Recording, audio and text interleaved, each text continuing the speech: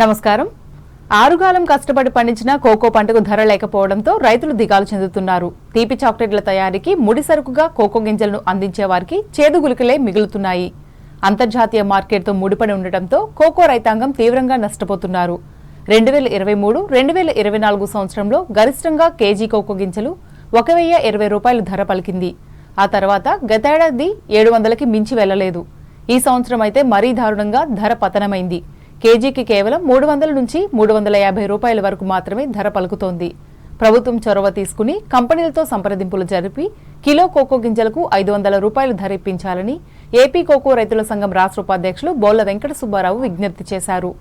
తాడేపల్లిగూడెం మండలం పట్టింపాలెం గ్రామంలోని కోకో తోటలో శుక్రవారం ఆయన మాట్లాడుతూ రైతుల ఇబ్బందులను వివరించారు.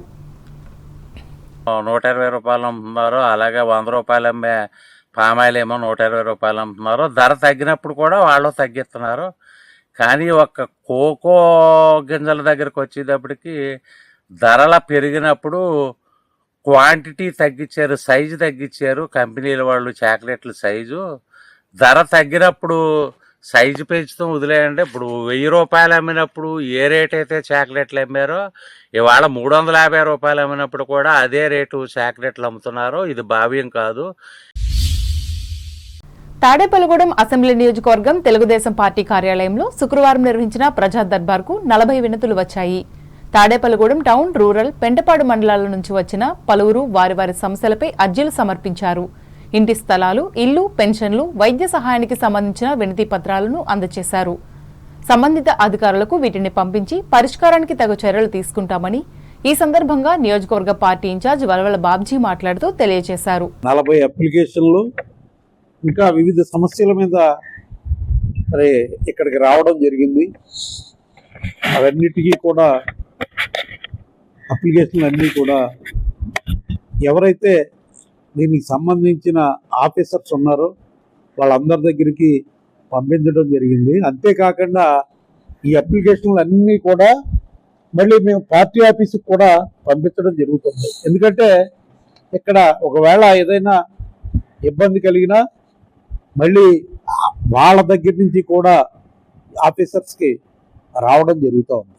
ఈ కార్యక్రమంలో పార్టీ నాయకులు ఆకాశపు స్వామి, పట్నాల రాంపండు, పద్మనాభుని మురళీమోహన్, పాత్రుడి రాంప్రసాద్ చౌదరులు పాల్గొన్నారు. తూర్పుగోదావరి జిల్లా వార్తలు. రాష్ట్రంలో ప్రైవేటు పెట్టుబడులను ఆకర్షించేందుకు ఏపీ పర్యాటక విధానం 2024-29 ద్వారా భారీ రాయితీలు కల్పిస్తున్నామని పర్యాటక సాంస్కృతిక శాఖ మంత్రి కందుల దుర్గేష్ తెలిపారు. రాష్ట్ర శాసనసభలో శుక్రవారం ఆయన మాట్లాడుతూ అంతర్జాతీయ స్థాయి థీమ్ పార్కుల ఏర్పాటుకు సిద్ధంగా ఉన్నామని స్పష్టం చేశారు.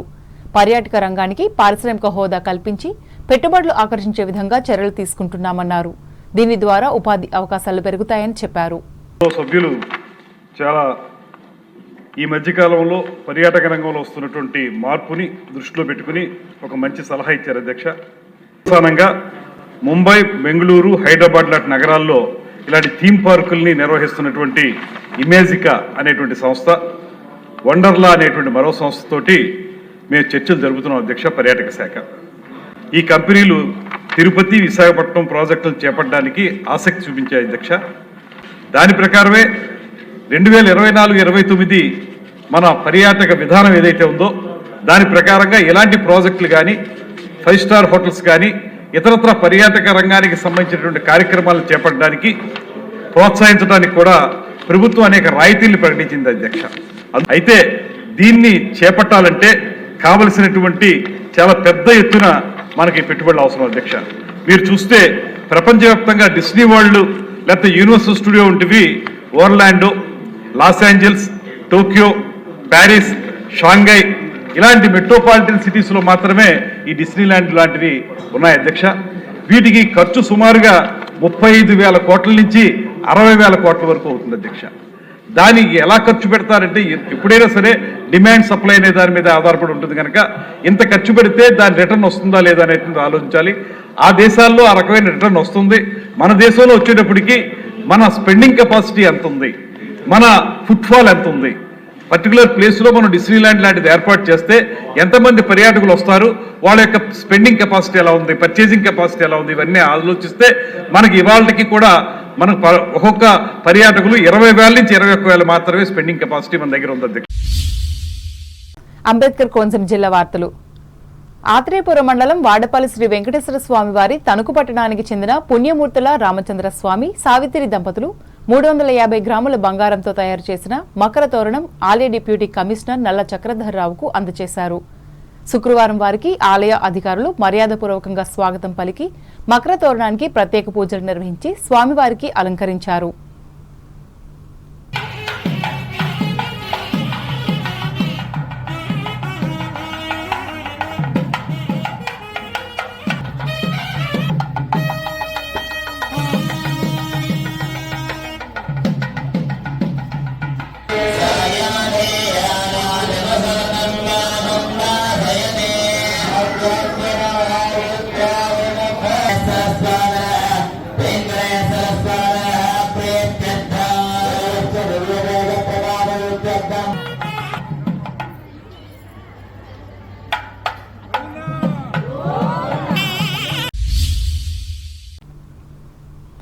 ఏలూరు జిల్లా వార్తలు. భారీ మొత్తంలో గంజాయి తరలిస్తున్న 2 వ్యక్తులను జిలుగుమిల్లి పోలీసులు అరెస్టు చేశారు. వారి వద్ద నుంచి సుమారు 598 కేజీల గంజాయిని, ఒక వ్యానును, 2 సెల్ ఫోన్లను స్వాధీనం చేసుకున్నారు. శుక్రవారం జంగారెడ్డిగూడెం పోలీస్ స్టేషన్ ఆవరణలో జరిగిన మీడియా సమావేశంలో ఈ కేసు వివరాలను జిల్లా ఎస్పీ కొమ్మి ప్రతాప్ శివకిషోర్ వెల్లడించారు. ఆపరేషన్ వజ్రప్రహార్లో భాగంగా పోలీస్ శాఖ విస్తృతంగా వాహన తనిఖీలు నిర్వహిస్తోందన్నారు. దీనిలో భాగంగానే ఈ నెల 5వ తేదీన తాటియాకులగూడెం అంతర్రాష్ట్ర చెక్పోస్ట్ వద్ద పోలీసులు వాహన తనిఖీలు నిర్వహించారన్నారు. ఈ తనిఖీలలో అశ్వారావుపేట వైపు వెళ్తున్న ఒక డీసీఎం వ్యాన్లో భారీగా గంజాయి ఉన్నట్లు గుర్తించారన్నారు. దీంతో వ్యానును స్వాధీనం చేసుకుని వ్యాన్లో ఉన్న దిలీప్ కుమార్ మొహంతి, జనార్దన్ ప్రాధాన్లను అదుపులోకి తీసుకుని విచారించగా వీరు ఒరిస్సా రాష్ట్రానికి చెందిన వారుగా తేలిందన్నారు. దీంతో వీరిని అరెస్ట్ చేసి సుమారు 3,14,00,000 విలువైన సొత్తును స్వాధీనం చేసుకున్నామని చెప్పారు. ఈ కేసును అన్ని కోణాల్లో దర్యాప్తు చేస్తున్నామని, వీరికి సహకరిస్తున్న వారిని కూడా త్వరలోనే అరెస్టు చేస్తామని తెలిపారు. ఈ సమావేశంలో trainee IPS Jaya Sharma, Jangareddygudem ASP Susmitha Ramanathan, Jeelugumilli DSP M వెంకటేశ్వరరావులు పాల్గొన్నారు. గంజాయిని సీజ్ చేయడం జరిగింది. ఈ 598 కిలోల గంజాయి వీళ్ళు ట్రాన్స్పోర్ట్ చేస్తున్న 2 దిలీప్ కుమార్ మహంతి, జనార్దన్ ప్రధాన్, వీళ్ళిద్దరు కూడా బరంపూర్ రెసిడెంట్స్. వాళ్ళ ఇద్దరిని కూడా ఈ మెటీరియల్తో పాటు అరెస్ట్ చేయడం జరిగింది. వీళ్ళలో ఒకరి మీద ఇంతకు ముందే ఒక యూపీ పోలీస్ స్టేషన్లో కూడా ఒక గాంజాయి కేసు ఉంది. అంటే వీళ్ళు ఇంతకు ముందు కూడా ఈ గంజాయి వృత్తిలో వీళ్ళు ఉన్నారు. వీళ్ళని ప్లాంట్గా పట్టుకోవడం జరిగింది. వీళ్ళ ఇంట్రాగేషన్లో భాగంగా మాకు ఇంకా కొన్ని విషయాలు తెలిసినాయి. ఎక్కడ నుంచి లోడ్ చేస్తున్నారు, ఇంతకు ముందు చేసిన కొన్ని ట్రిప్స్ కూడా కన్ఫెషన్స్లో తీసుకురావడం జరిగింది. తర్వాత వీళ్ళకి ఎవరు లోడ్ చేశారు, వీళ్ళు ఈ లోడ్ని ఎక్కడికి తీసుకెళ్తున్నారు మహారాష్ట్రలో, వాళ్ళ పేర్లు కూడా ఇన్వెస్టిగేషన్లో భాగంగా గుర్తించడం జరిగింది. కానీ ఆ డీటెయిల్స్ వాళ్ళని అరెస్ట్ చేస్తే టైంలో మళ్ళీ మీకు ప్రొడ్యూస్ చేయడం జరుగుతుంది, కాన్ఫిడెన్షియల్ డీటెయిల్స్ కాబట్టి. ప్రస్తుతానికి ఈ 2 అరెస్ట్ చేసి రిమాండ్ చేయడం జరుగుతుంది. తొందరలో మిగిలిన 4 వాళ్ళకి కనెక్టెడ్ ఎంతమంది. ఈ నెల 16వ తేదీ నుండి జరగనున్న 10వ తరగతి వార్షిక పరీక్షలను ప్రశాంతమైన వాతావరణంలో ఎటువంటి అపోహలకు తావు లేకుండా నిర్వహించాలని ఈ పరీక్షల జిల్లా పరిశీలకులు ఎంవి కృష్ణారెడ్డి పేర్కొన్నారు. ఏలూరు సిఆర్రెడ్డి కళాశాలలో శుక్రవారం ఈ పరీక్షల నిర్వహణపై సంబంధిత శాఖల అధికారులతో నిర్వహించిన సమీక్ష సమావేశంలో ఆయన పాల్గొని మాట్లాడారు. జిల్లా వ్యాప్తంగా 22,000 మంది అభ్యర్థులకు గాను 133 పరీక్షా కేంద్రాలను ఏర్పాటు చేశామని తెలిపారు. ఈ పరీక్షలు ఉదయం 9:30 నుండి మధ్యాహ్నం 12:45 వరకు నిర్వహిస్తామని అన్నారు. అలాగే పరీక్షలు వచ్చే నెల 1వ తేదీ వరకు జరుగుతాయని, అన్ని పరీక్షా కేంద్రాల్లో మౌలిక వసతులు కల్పించాలని చెప్పారు. ఈ సమావేశంలో జిల్లా విద్యాశాఖ అధికారి ఎం వెంకటలక్ష్మమ్మ పాల్గొన్నారు.